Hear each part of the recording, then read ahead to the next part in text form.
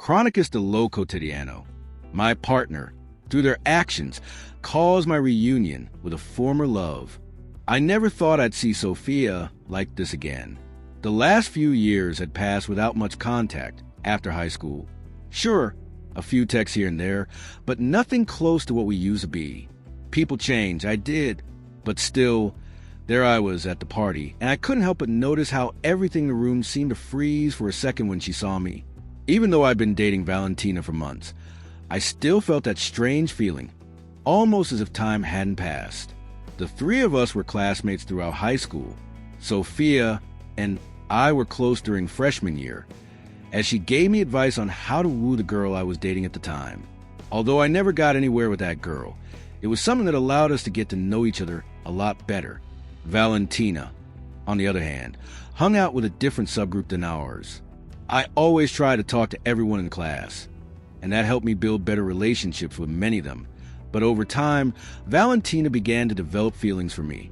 Years later, I learned from friends closer to her that she felt this way for at least the first year, and that, although those feelings were never reciprocated, I wasn't always aware that she saw me differently.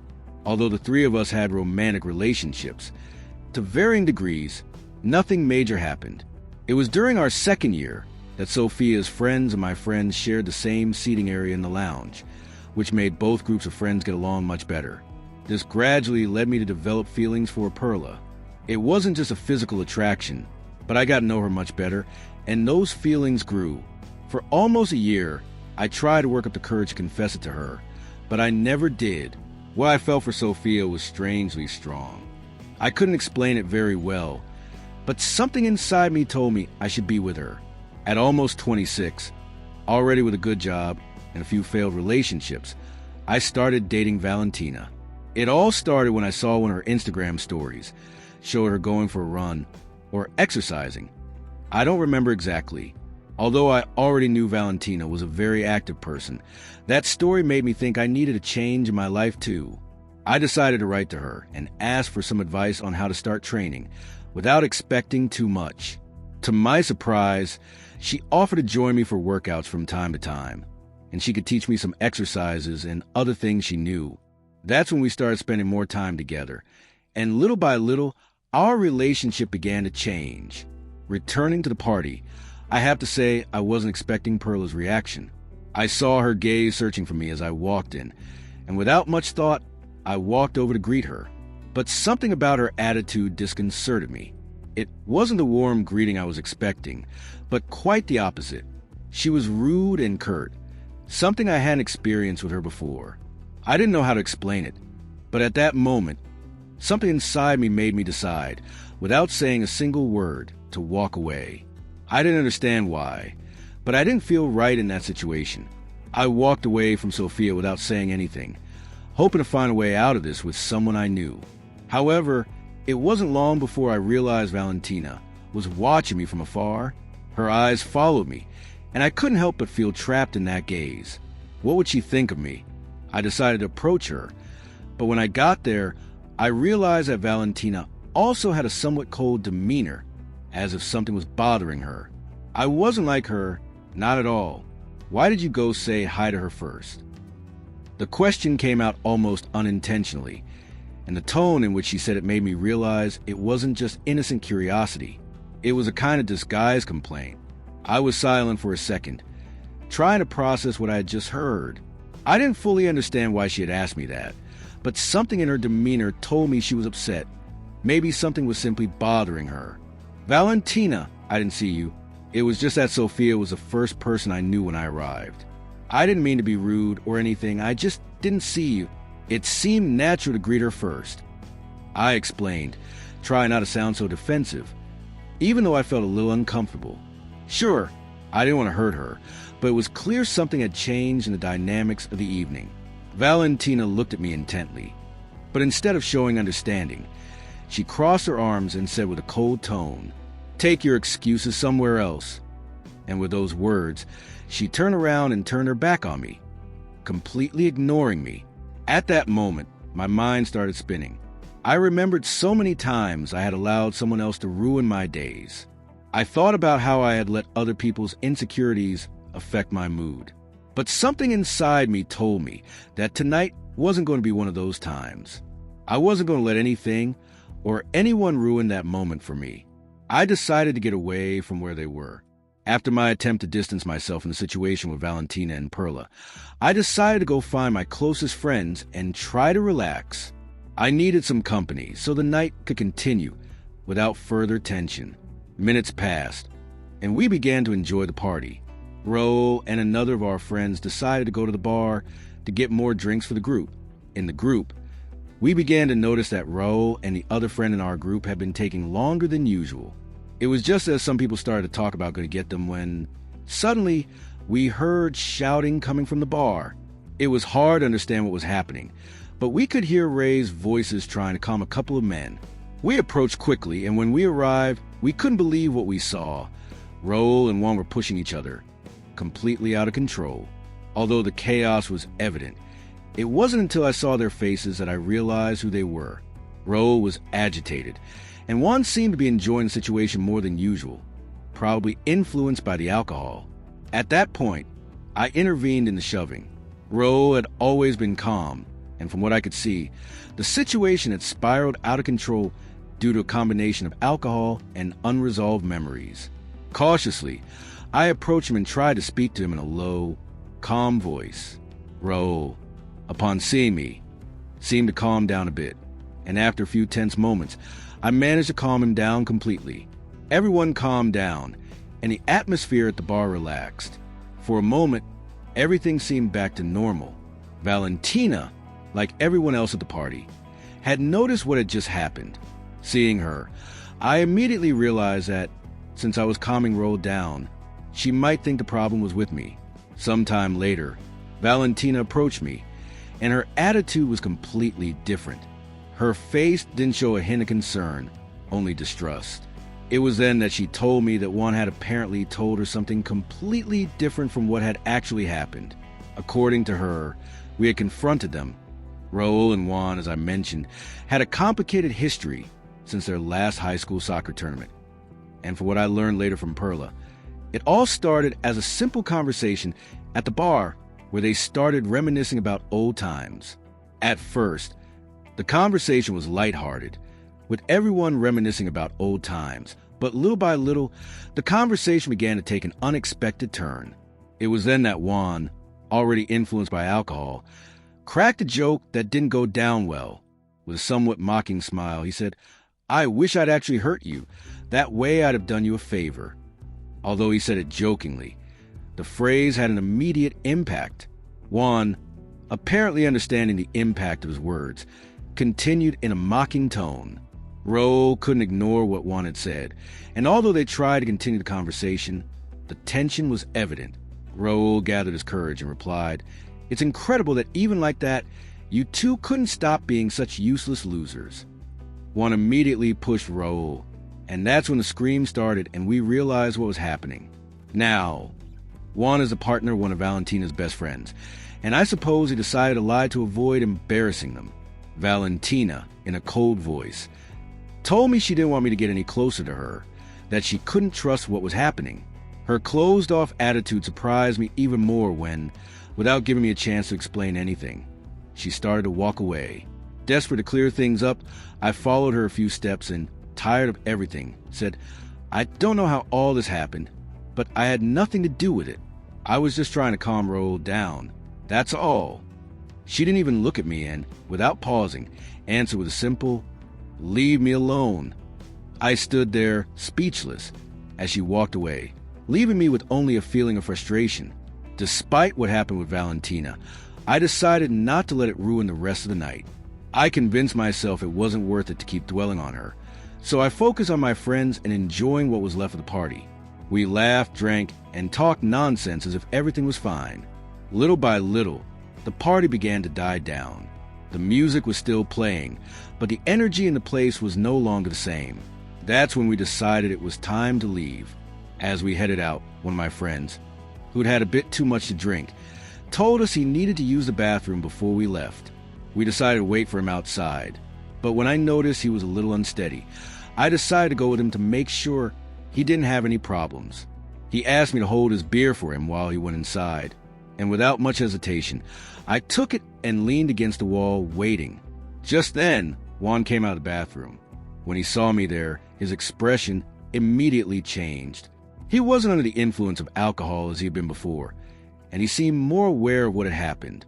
He didn't hesitate to approach me and, with a challenging look, said in a low voice, "Wow, it seems my version of events convinced more than one person, huh?" I felt a knot in my stomach, but I remained calm. There was no point in continuing this. I let out a small laugh through my nose and replied, "Interesting way of putting it." One narrowed his eyes, hoping I'd react differently. He didn't do it alone. His friends were waiting outside the bathroom, and when they saw I wasn't responding as expected, they decided to intervene. One of them approached and, with a mocking smile, said, "So, what about you? Are you here to put on another show?" My friend came out of the bathroom at that moment, and seeing the scene, he hurried to my side. "Is everything okay here?" he asked, frowning. I shook my head, wanting to let the matter drop, but before I could leave, I felt a push on my back that knocked me off balance. I fell hard to the ground, and upon impact, the glass bottle shattered against the floor. For a moment, I felt nothing, just the sound of breaking glass and the murmurs of the few who saw what happened. Juan and his friends didn't say anything. They just turned around and walked away. It was when I tried to get up that I noticed it. My hand was burning. I looked down and saw red liquid oozing between my fingers. I sat on the floor, staring at the cuts, which, thankfully, were free of any glass fragments. Someone handed me a rag, and I wrapped it over the wounds, pressing hard to stop the bleeding. My friend helped me up as the rest of our group arrived, asking what had happened. My group of friends quickly approached after Perla, who had apparently seen everything, alerted them. Concern was evident on their faces as they looked at me, asking what had happened. I didn't feel like talking much, so I just said it was nothing serious and that I'd be going home soon. A few minutes later, as expected, Valentina also appeared. Her expression said it all. Concern, guilt, something I would try to decipher at another time. But at that moment, it only made me angrier. After all, she hadn't wanted to listen to me before, and now here she was asking if I was okay, before she could say anything else. I gently pushed her away and said in a low but firm voice, "Thank you, but now I'm the one who doesn't want to talk to you anymore." I didn't wait for her reaction. I didn't want to see her. Her friends, who soon appeared, took her by the arm and led her away from me.